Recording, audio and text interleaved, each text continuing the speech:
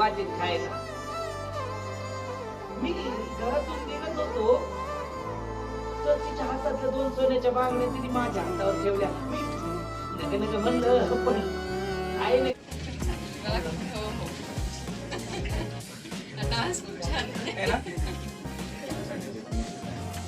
असं सगळं महेश सरांनी लिहिलंय ते फक्त थँक्यू. खूप मस्त वाटतंय. आज आमचा प्रयोग क्रमांक 41 आहे आणि खूप छान वाटतंय.